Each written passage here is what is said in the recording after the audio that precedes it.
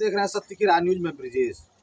आजमगढ़ में एक लोग रसिया बेचारे गए थे और इनकी पूरी टीम गई थी 5-6 लोगों की। इसमें कई लोग मौत हो गई है, ये बच के आए हैं और इनसे पूरी जानकारी लेंगे कि वहाँ का क्या मामला है, कैसे कैसे क्या होता था। राकेश जी, हमारे चैनल में आपका स्वागत है। बहुत बहुत धन्यवाद सर। मैं राकेश यादव ग्राम भीमसेनपुर का निवासी हूँ। मेरा थाना रानी की सराय है और मैं आजमगढ़ का निवासी हूँ।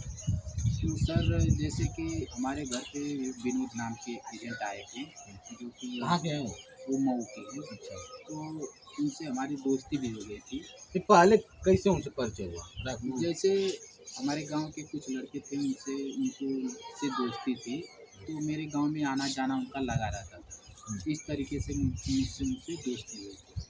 तो उसके बाद में इसी तरह धीरे धीरे कर कर उनसे मेरा परिचय भी हो गया था। तो उसके बाद में उन्होंने कहा कि रसिया में गार्ड की नौकरी, सिक्योरिटी गार्ड की नौकरी है और जो कि 2 लाख रुपये सैलरी है। चलोगे क्या आप काम करने के लिए? तो मैंने कहा कि भैया मैं नहीं जाऊँगा। तो उन्होंने कहा अरे भाई क्या दिक्कत है? मैंने कहा कि भैया मैं तो किसी को जानता ना हूँ नहीं हूँ, कैसे मैं जाऊँगा वहाँ?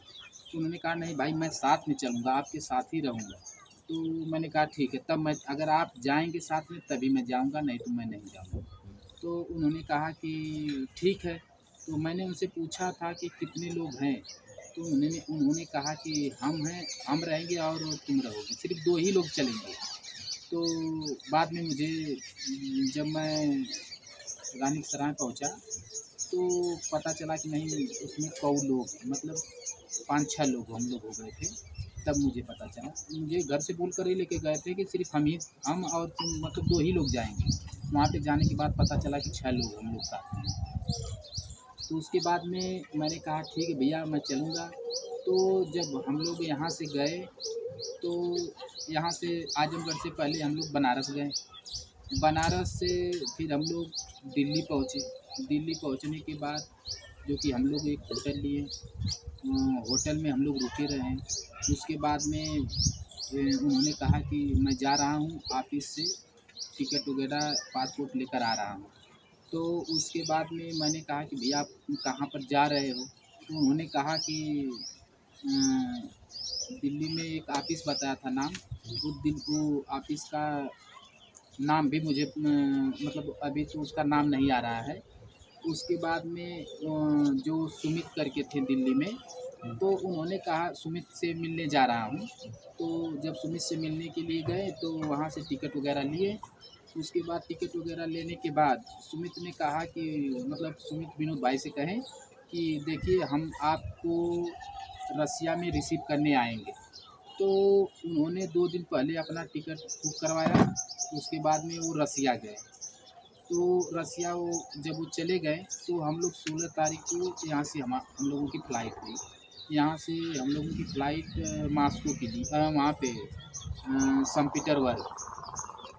उसके बाद में जब हम यहाँ से संत पीटर्सबर्ग पहुँचे, तो संत पीटर्सबर्ग पहुँचने के बाद फिर हमारी, जैसे कि भैया से बोले कि भैया काम तो अच्छा मिलेगा ना, कोई ख़राब काम नहीं ना? कह रहे भाई मैं तो आपके साथ में हूँ, तो क्या दिक्कत है आपको? तो उन्होंने कहा, मैंने कहा कि ठीक है। उसके बाद में फिर हम लोग जब वहाँ पे उतरे फ़्लाइट से, तो हम लोगों को एयरपोर्ट पे ही रोक लिया गया था। तो वहाँ के जो इमिग्रेशन होता है ना, इमिग्रेशन में ही रोक लिया गया था। उन्होंने कहा था कि आप लोग कहाँ जा रहे हो? तो हमने बताया, तो एक मैडम आई, उन्होंने कहा कि नहीं, ये आप लोग आतंकवादी हो। तो हम लोगों को समझ में नहीं आया। तो हमने मोबाइल दिया, जैसे कि ट्रांसलेट होता है मोबाइल में, वो दिया। तो हमने कहा कि आप मैम क्या बोल रही हो? तो फिर उन्होंने मोबाइल में बोला कि नहीं आप आतंकवादी हो, और जो कि तब हमें रोक लिया गया। तो उसके बाद में हमने जब पढ़ा मोबाइल में कि हमें आतंकवादी क्यों बोला जा रहा है, हमने कहा कि मैडम आप आतंकवादी हमें क्यों बोल रही हो? तो उसके बाद में विनोद भैया कहें कि रहने दो, अभी मैं बात कर रहा हूँ। तो उसके बाद में हमें एयरपोर्ट पे रोकने के बाद हम लोगों का पासपोर्ट ले लिया गया और जो मोबाइल था वो ले लिया गया। उसके बाद में उन्होंने चेक किया। चेक करने के बाद हमें एक रात एयरपोर्ट के अंदर ही रखा गया, एक जो कि रूम था, उसी रूम के अंदर हम लोगों को रख लिया गया। रखने के बाद फिर उन्होंने सुमित भाई से बात की, फिर मतलब हमारा मोबाइल हमको मिल गया था। उसके बाद में मोबाइल लाकर दे दिए। उसके बाद में इन्होंने बात किया कि हम लोगों को एयरपोर्ट पे ही रोक लिया गया है। तो उन्होंने कहा कि आप घबराइए मत, मैं दुष्यंत भाई से बात कर कर कुछ न कुछ करता हूँ। तो उसके बाद में फिर दुष्यंत भाई ने कोई जो ऑफिसर होते हैं ना, तो उनसे बातें की। बातें करने के बाद फिर वो ऑफिसर आया, हम लोगों का नाम पूछा, और जो कि जैसे आने के बाद उन्होंने नाम बोला, तो हम लोगों ने बताया कि हाँ हमारा नाम है, इनका नाम है। उन्होंने अपने साथ लेकर गए और इमिग्रेशन में फिर उन्होंने जो कि मुहर मारा, मुहर मार कर हम लोगों को बाहर निकाला गया। बाहर निकालने के बाद सुमित जो यहाँ पर हम लोगों को मिले थे, वो वहाँ पर मिले। उन्होंने कहा कि आने में आप लोगों को कोई दिक्कत तो नहीं हुई? तो हम लोगों ने बताया, तो उन्होंने कहा चलो कोई बात नहीं है।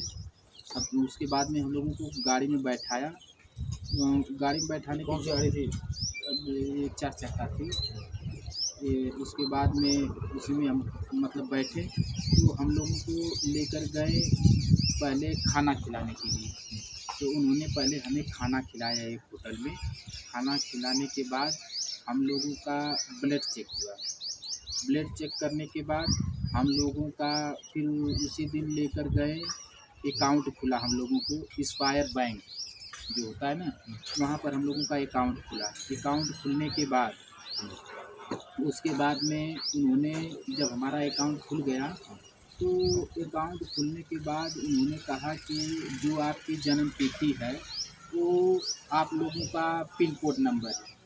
तो उसके बाद में मतलब वो अपने हिसाब से उन्होंने, मैडम एक थी जो रसिया की, उन्होंने बोला कि पिन कोड नंबर इनका क्या डालूं। तो एक रसिया में जो ट्रांसलेट का मतलब करके बताते थे, तो सुमित और एक उसका नाम क्या था, जो कि सुल्तान, वो भी साथ में था। उसके बाद में उन्होंने कहा कि जो इनका पिन कोड नंबर है वो इनका जन्म तिथि जो है पासपोर्ट पे लिखा हुआ है वही नंबर डालिए। उसके बाद में फिर जब हम लोगों का खाता खुल गया, तो हम लोगों को एटीएम मिल गया। हम उसके बाद में मिलने के बाद तो सुमित जब आए एक होटल में, फिर खाना खिलाने के लिए लेकर गए। उसके बाद में उन्होंने कहा कि आप लोग एक वीडियो आप लोगों को मैं बनाऊंगा, उसमें आप लोग ये कहिएगा कि मैं अपने स्वेच्छा अनुसार अपना एटीएम कार्ड सुमित भाई को दे रहा हूँ, जो हमारा पैसा निकाल कर हमारे घर पर भेजेंगे। यही उन्होंने वीडियो बनाया। उसके मतलब सबका पारिक पारिक, जैसे कि हमारा बनाया, और विनोद भाई का बनाया, कन्हैया यादव का बनाया, अरविंद कुमार का बनाया, योगेंद्र भाई का बनाया, धीरेंद्र कुमार का बनाया, मतलब हम लोग 6 लोग थे। तो आप लोगों ने विरोध नहीं किया? एटीएम क्यों थे भाई? नहीं, जैसे कि उन्होंने कहा कि देखिए आप यहाँ पर किसी को जानते नहीं हो, अगर कोई एटीएम आपका ले ले, नहीं अगर जैसे कि हम आपको विश्वास है कि हम वहाँ से जब घर से आप लोगों को ला सकते हैं, तो आप लोगों के साथ ऐसा हम गलत काम नहीं करेंगे। तो हम लोगों को पूरा विश्वास हो गया था कि हम लोगों के साथ गलत नहीं होगा। तो उसके बाद में जब ये वीडियो बना लिया, तो हमने उनसे कहा कि भैया जो आप वीडियो बना रहे हो वो हमारे पे व्हाट्सअप कर दीजिए। तो उन्होंने कहा कि देखो भाई, जो कि ये वीडियो आपकी ज़रूरत के लिए नहीं है, ये हमें बचाव के लिए है, हमारे पास ही रहेगा, आप लोगों की ज़रूरत नहीं इसको। तो हमने कहा कि भैया हमारे पास तो कुछ रहना चाहिए ना, कि बाद में पता चले कि आप एटीएम किसको दिए हो। तो उन्होंने कहा कि नहीं ये आपकी ज़रूरत नहीं है। तो हम लोग वहाँ पे विश्वास कर गए। तो उसके बाद में फिर हम लोग गए, तो उन्होंने कहा कि आप, एक कोई बुड्ढा का कमांडर था, उन्होंने कहा कि आप इनके साथ चले जाइए, जैसे कि आप इनके साथ चले जाइए, जहाँ पर ये सिग्नेचर कहेंगे वहाँ पर आप लोग कर दीजिएगा। तो कौन कहा ये बात? ये सुमित बोले। अच्छा। और एक दुष्यंत है जो वहाँ पे उनकी मतलब होटल है, उन्होंने कहा कि आप सभी को लिया कर जाइए और वहाँ पर साइन करवा दीजिए। तो जब हम लोग गए वहाँ पर साइन करने के लिए, तो हमने पूछा था वहाँ पे कि ये तो रसिया भाषा में लिखा हुआ है। तो उन्होंने कहा कि जो आपको लाए हैं उनसे आप पूछ लीजिए। तो हमने कहा ठीक है, हम फ़ोटो खींच ले रहे हैं। तो फ़ोटो खींचने के बाद मना कर दिए कि नहीं, आप फ़ोटो नहीं खींच सकते। उसके बाद में हमने कहा कि भैया इस पे क्या लिखा हुआ है? तो उन्होंने कहा कि जो आप गार्ड की नौकरी के लिए आए हो, ये चीज़ उसी पे लिखा हुआ है। तो हम लोग साइन कर दिए, 6 लोग हम लोग साइन कर दिए। साइन करने के बाद हम लोगों को 1 हफ़्ता वहीं पर रोका गया, और जो दुष्यंत थे, उनके होटल से हम लोगों को खाना आता था। दुष्यंत कहाँ के रहने वाले हैं? ये तो हमें नहीं पता, जो कि एजेंट का काम करते हैं। दुष्यंत यहीं के रहने वाले हैं कि रसिया के ही हैं? नहीं, नहीं, ये इंडिया के ही रहने वाले हैं। तो उनका वहाँ होटल चलता है? हाँ, वहाँ पे वो उनका खुद का होटल चलता है या मैनेजर हैं, यही मतलब विनोद भाई बताए थे हमें कि उनका होटल चलता है यहाँ पे। तो उसके बाद में फिर हम लोगों को वहाँ से खाना आता था, तो खाकर हम खाना लोग, में क्या आता है? खाना में वही दाल भात और मटन भी आता था और मछली भी आती थी। मतलब इसी तरह जो भी खाना आता था हम लोगों को, मतलब खाना अच्छा ही आता था खाने के लिए। तो हमने पूछा भी था कि भैया खाना हम लोगों को इसी तरह मिलेगा वहाँ पर भी? तो उन्होंने कहा कि हाँ, आप लोगों को इसी तरह खाना मिलेगा। तब हमने बोला कि तब तो हमें कोई दिक्कत नहीं होगी। उसके बाद में जब हम लोगों को ट्रेन से लेकर जाने लगे, उन्होंने कहा कि अब आप लोगों को 15 दिन की ट्रेनिंग है। तो उसके बाद में हमने कहा ठीक है, तो 15 दिन की ट्रेनिंग के लिए हमें कहीं पर ले गया गया। तो हम लोग ट्रेन से 2-3 दिन हमें लगा जाने में। 2-3 दिन जाने में लगा? हाँ, 2-3 दिन जाने में लगा। उसके बाद में जैसे कि हम लोग शाम को बैठे थे, पूरी रात चली ट्रेन, फिर दिन भर ट्रेन चली, उसके बाद रात भी चली, फिर सुबह में जाकर हम लोग उतरे थे वहाँ पे। तो उसके बाद में उतरने के बाद हम लोगों को 15 दिन की ट्रेनिंग में वही AK-12 चलाया, उसके बाद ग्रेनाइट फेंकना। तो आपने पूछा नहीं भैया ये गार्ड को ट्रेनिंग दी जा रही है? नहीं, उन्होंने कहा कि ये आपकी सेफ्टी के लिए है। जैसे खुदा न ख़ास्ता अगर आप पे कोई अटैक कर देता है, तो आपको बचाव के लिए ये ट्रेनिंग दी जा रही है। तो उसके बाद में हम लोगों ने जो भी वहाँ हथियार चलाना जो भी सिखाएँ, हम लोग सीखे वहाँ पर। सीखने के बाद उसके बाद में फिर उन्होंने कहा कि आप यूक्रेन जा रहे हो। तब जाकर हमें डाउट हुआ कि हम लोग यूक्रेन क्यों जा रहे हैं? हम लोग तो गार्ड की नौकरी के लिए आए हैं। और रसिया? हाँ, रूस में हम लोग गए थे गार्ड की नौकरी के लिए, और जो कि हम लोग यूक्रेन क्या करने जाएँगे? तो फिर हमारी बात जैसे कि विनोद भाई उनसे, जो क्या वो दुष्यंत हैं, उनसे बात हुई कि भैया हम लोग को यूक्रेन लेकर जा रहे हैं। तो उन्होंने कहा कि नहीं भाई देखिए, आपको लेकर जाएँगे तो यही बंकर-वंकर का काम करवाएँगे और गाड़ी-उड़ी लोड कराना तो का यानी काम। आप रसिया से यूक्रेन में लेके चले गए? हाँ, उसके बाद में जब लेकर गए थे ना, तो हमने कहा कि भैया हम ये काम नहीं करेंगे। तो उन्होंने कहा कि देखिए भाई, अब कहने से तो नहीं होगा ना, क्योंकि आप कौन कहा लोग, ये बात? ये दुष्यंत, कहने से तो नहीं होगा ना, क्योंकि जो कि अब आप लोग साइन कर दिए हो, आप लोगों को 1 साल का काम करना ही पड़ेगा। तो उसमें उन्होंने विनोद भाई से भी कुछ वीडियो भी बनवाया था वहाँ से कि आप वीडियो बनाकर भेजिए, और जो कि और इंडिया से लड़के आएँगे, मैं भेजूँगा इंडिया से। तो कुछ वीडियो भी विनोद भाई ने अपने, जैसे कि उनसे बातें हुई तो वो कुछ वीडियो भी बनाकर भेजे यहाँ पे। तो अब भेजने के बाद जो कि यहाँ पर जो आर्टिस्ट थी, सबके यहाँ सुमित ने वो वीडियो भेजा था कि देख लीजिए कि वो लोग अच्छे से काम कर रहे हैं और अच्छा जॉब है, और जो कि अच्छी सैलरी भी है। तो सबको, एजेंट को यही बात दिखाया गया था वीडियो में। उसके बाद में फिर हम लोगों के एक साथ में वीडियो बनाए विनोद भाई कि कहें कि नहीं, एक वीडियो दुष्यंत भाई मांग रहे हैं कि आप लोग सही से हैं कि नहीं। तो हमने जब तक तो हम लोग ट्रेनिंग किए तब तो अच्छा था, हम लोगों के साथ कोई व्यवहार गलत नहीं हुआ था। तो हमें क्या पता चला कि आगे गलत हुआ? आगे गलत होगा, ये लोग वीडियो बनाकर मांग रहे हैं। तो उसके बाद में जब हम लोग यूक्रेन जाने लगे, तो मैंने जाने के लिए मना कर दिया। तो उसमें कुछ रसिया के सोल्जर थे, उन्होंने हमें मारा पीटा भी था। तो उसके बाद में फिर हमारी जब बात हुई तो उन्होंने कहा कि नहीं, आप जाइए, आपको ऊपर हाथ कोई नहीं उठाएगा। तो मैं एक दुष्यंत बोले कि आपके ऊपर हाथ उठाने का कोई हक नहीं है किसी को। तो उसके बाद में मैंने कहा भी था, तो उन्होंने कहा कि आप बड़े कमांडर से जाकर बोलिए। तो तब तक हमें गाड़ी में बैठा दिया गया था, हम बोल नहीं पाए थे उनको। उसके बाद में फिर जब हमें यूक्रेन लेकर गए, तो वो यूक्रेन पॉलीगोन होता है एक, वो जो पहले यूक्रेन का हिस्सा था, उसके बाद में अब रसिया का हिस्सा है। तो उसके बाद में जो कि जब हम लोग वहाँ गए तो दुष्यंत भाई से बात भी हुई, तो उन्होंने कहा कि आप लोग मत घबराइए, आप लोगों को गोली वोली नहीं चलवाया जाएगा, आप जो बंकर का काम करेंगे वही होगा। हमने बोला कि भैया हम लोग तो सिक्योरिटी गार्ड के लिए आए थे। तो उन्होंने कहा कि वो काम नहीं हो पाया है, तो आप तब तक वो काम नहीं हो पा रहा है तब तक यही काम आप कर लीजिए। तो सारे लोग हमने कहा, उन्होंने कहा, मैंने कहा कि भैया देखिए मैं तो भारी काम नहीं कर पाता हूँ। तो हमारे साथी जो थे उन्होंने कहा कि चलिए हाथ पाथ मिलाकर हम लोग सब लोग साथ में काम कर लेंगे। तो हमने कहा चलिए ठीक है, एक ही साल की बात है तो हम काम कर लेते हैं। उसके बाद में हम लोगों को जंगल से लकड़ी काट कर लाना और बंकर बनाना, बंकर खोदने का काम। बंकर क्या होता है? ये जैसे ज़मीन में गड्ढा खोदना होता है और उसके ऊपर से जो लकड़ियाँ होती हैं मोटी मोटी, उसके ऊपर से डालना, उसके बाद प्लास्टिक डालना, प्लास्टिक डालकर उसके ऊपर मट्टी फेंकना। वो किस लिए बनाया जाता है? वो जैसे कि जो सोल्जर रहते हैं वहाँ पे, उनको रहने के लिए वहाँ पर ही बनाया जाता है। तो उसके बाद में जैसे कि अगर ड्रोन अटैक हो तो उसके अंदर आप चले जाइए, मतलब आप बच सकते हैं, इसीलिए वो सब बनवा रहे थे। उसके बाद में और फिर हम लोग जब वहाँ पर 1 आध 2 महीने वहीं पर हम लोगों को अच्छा लगा कि अच्छा लग रहा है, कोई बात दिक्कत नहीं है।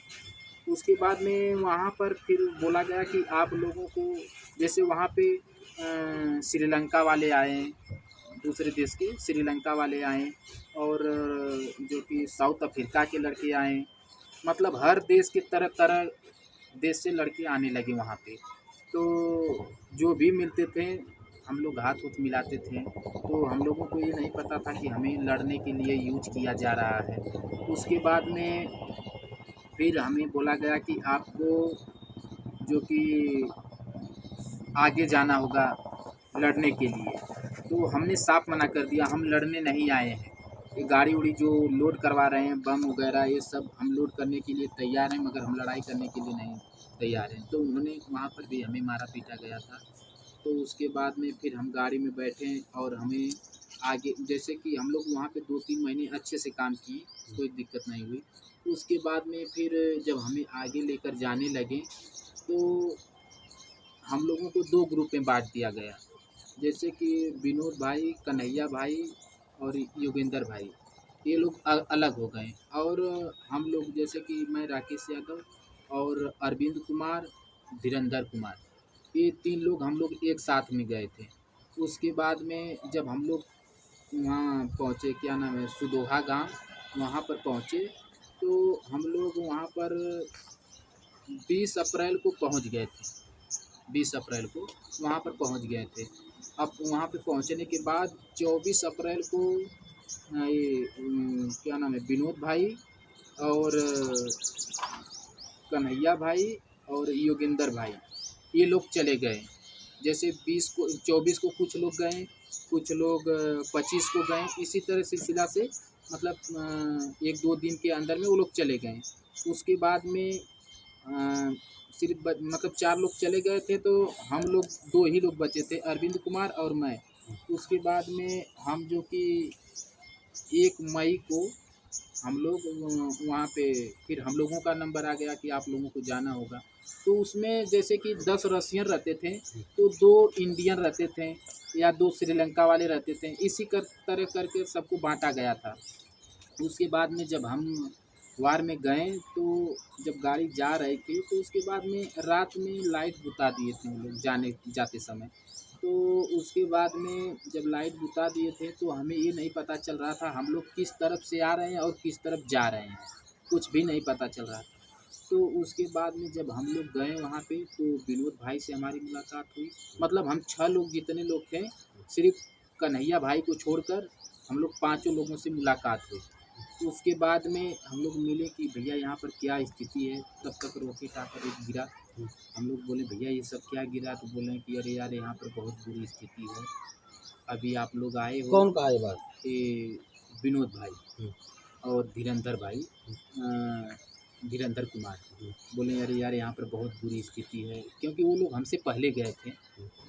उसके बाद में फिर कमांडर ने जैसे वहाँ पर कुछ घायल भी थे, तो उन लोगों को गाड़ी में बैठाया। गाड़ी में बैठाने के बाद गाड़ी फिर वापस चली आई, हम लोगों को वहीं पर छोड़ दिए। छोड़ने के बाद फिर हम लोगों को बंकर में वहीं पर पड़े रहे। आगे ले जाकर हम लोगों को एक बंकर में रख दिए। फिर हम लोग वहीं पर सोए, मतलब रात भर उसी बंकर में पड़े रहे। और रॉकेट आकर हमेशा गिर रहा था, हेलीकॉप्टर से, मतलब जहाज़ से, जो भी मतलब मिसाइलें आकर वहाँ पर बहुत ज़्यादा गिर रही थी। उसके बाद में और जो कि वहाँ पर डेड बॉडी भी पड़ी हुई थी। ये सब देख करके तो आप घबरा गए होंगे।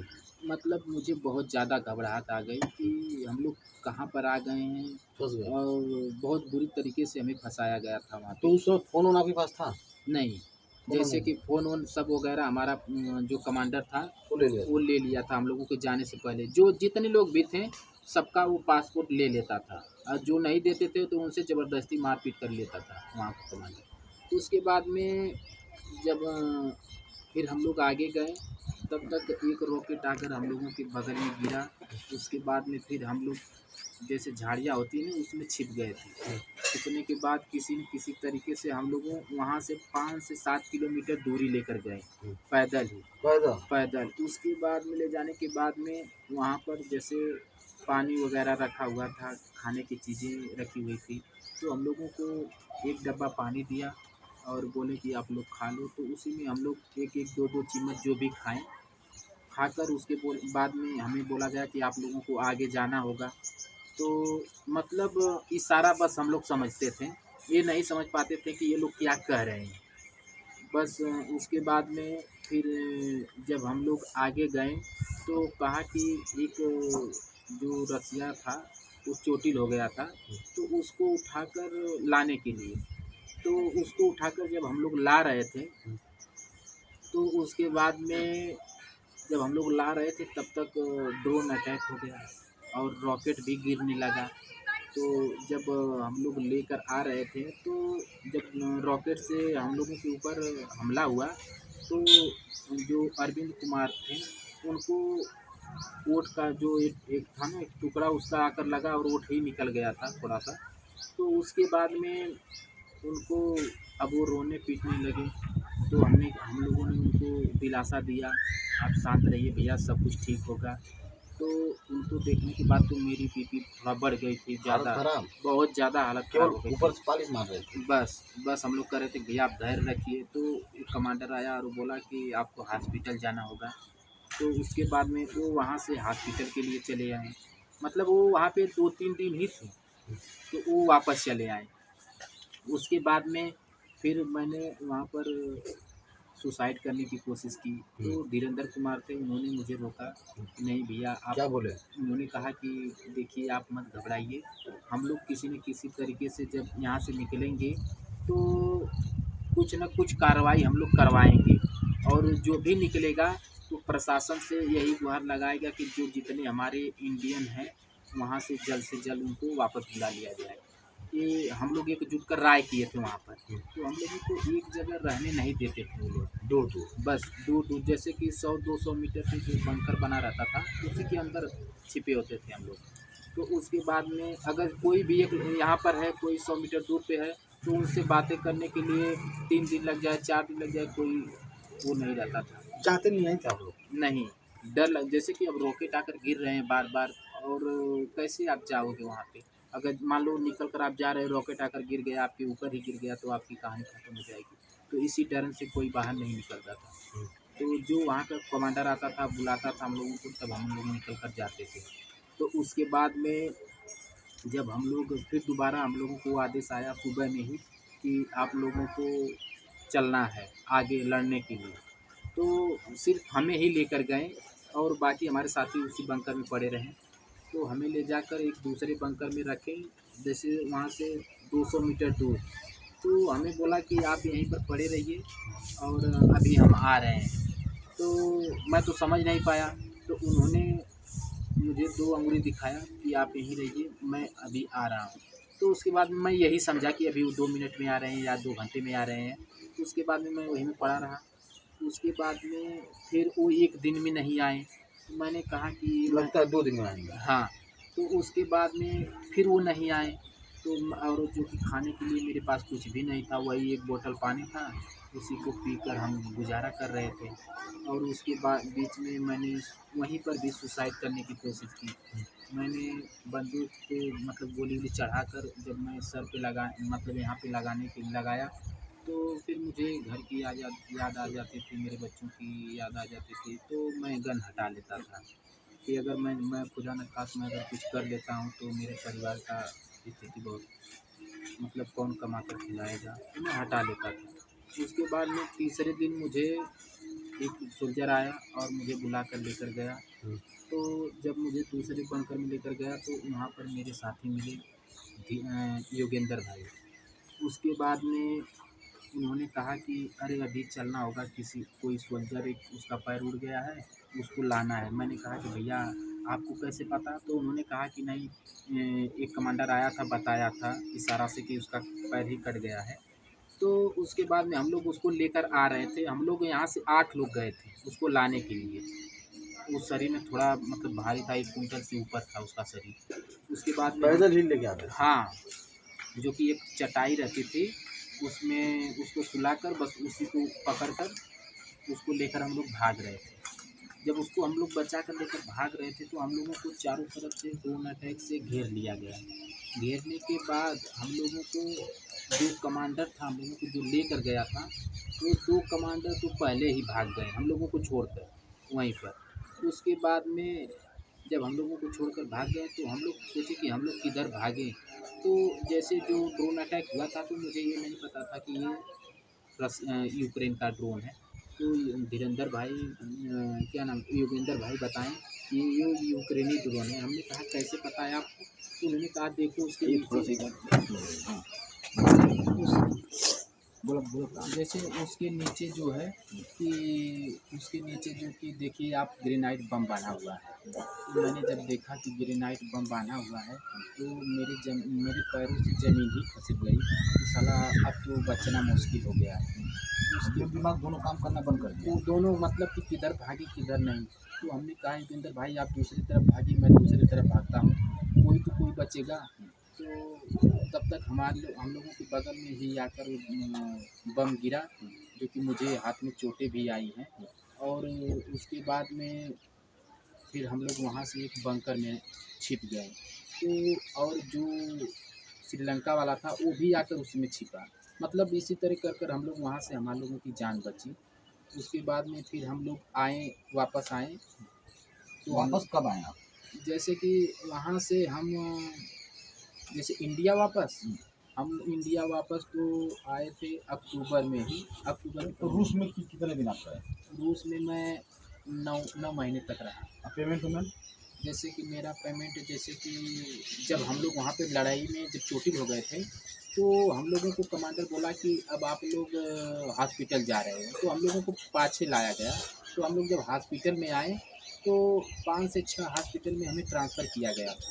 तो ट्रांसफ़र करने के बाद जो कि फिर जैसे कि जो सोल्जर वहाँ पे घायल हुए थे, तो हम लोगों को जो मोबाइल था, पासपोर्ट था, वो कमांडर हम लोगों को दे दिया था। उसके बाद में देने के बाद हम लोग उसी से मोबाइल से ट्रांसलेट करके उनसे पूछते थे कि भाई हम लोगों को क्यों यूक्रेन लड़ाई में भेजा गया। उन्होंने कहा देखिए आपके साथ गलत हुआ है, आप लोग किस पर वो लोग भी बोलते थे। हाँ, कि आप लोग किस पेपर पे साइन किए हो, आप पढ़े हो? तो हमने बोला कि हम लोग फ़ोटो खींचने जा रहे थे तो मना कर दिए थे। मतलब जो भी मिलते थे सबसे पूछते थे, तो उन्होंने कहा कि आपके साथ धोखा हुआ है।